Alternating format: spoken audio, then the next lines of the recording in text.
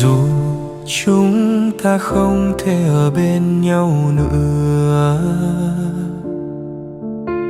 xin hãy nhớ những lời hẹn thề của đôi ta. Nếu ai trong hai người đi trước thì hãy lên thiên đường chờ đợi, chờ đến ngày người kia theo sau trở về.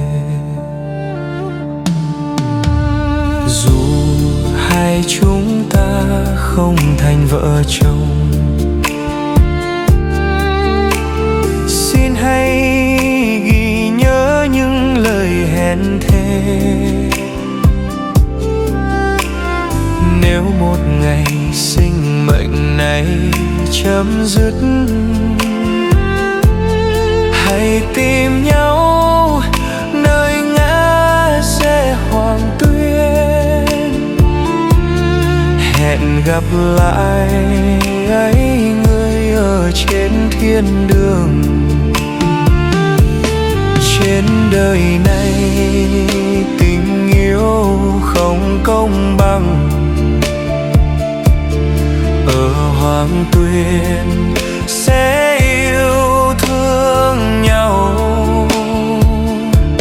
sẽ không còn ai ngăn cản hay chia lìa, sẽ cùng nhau đi đầu thai, sẽ yêu nhau ở kiếp sau. Kiếp này đành phải chia lìa,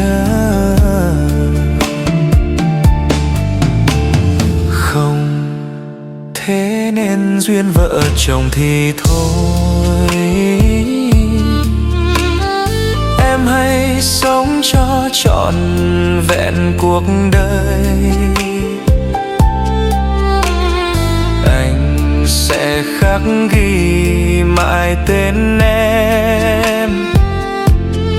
Nếu anh đi trước, anh sẽ đợi em nơi đầu ngã đường.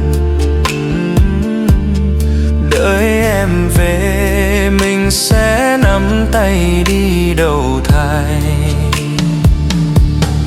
Đợi em đến rồi, ta sẽ cùng nhau nên duyên ở kiếp sau.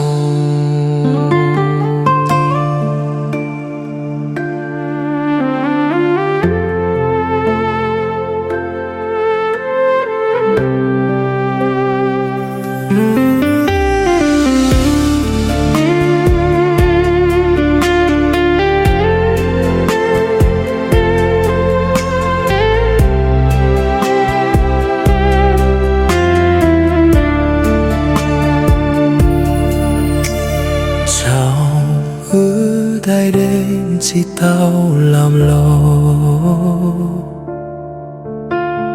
trốn cho vứt thế lục chốc chê. Yêu lên từ su tua oan thế, chieng muốn nhóp sao nhúi và tên tốt. Tao không trông nung nghiệp thuộc lão cáp lô. Pleng cao rau si tao làm thiệt,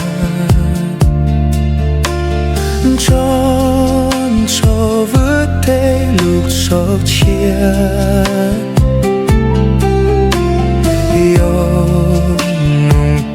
Rồi sẽ tu kia mù si vẫn nhớ bè kêu khâu ly mang xin si hoặc sóng tôi chép chê sao nên nó rồi kẹp lúc xin danh chê. Đua ye mam lok si plop đua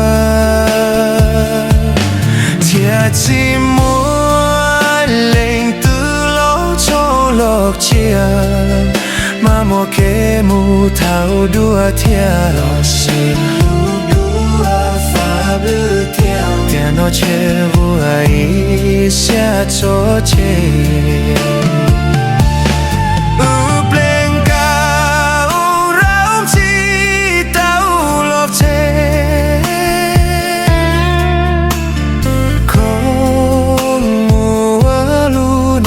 không sẽ cú màm chim gió khỏi luôn bê thua hoàn tên một thầu khôi để to kề to con lo màm mù thao chiều kề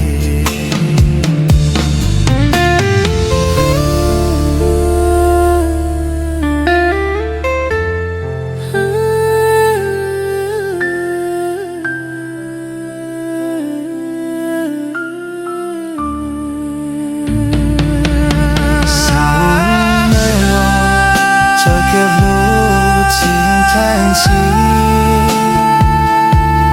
hầu đưa ye màm lộc xíp lốp đua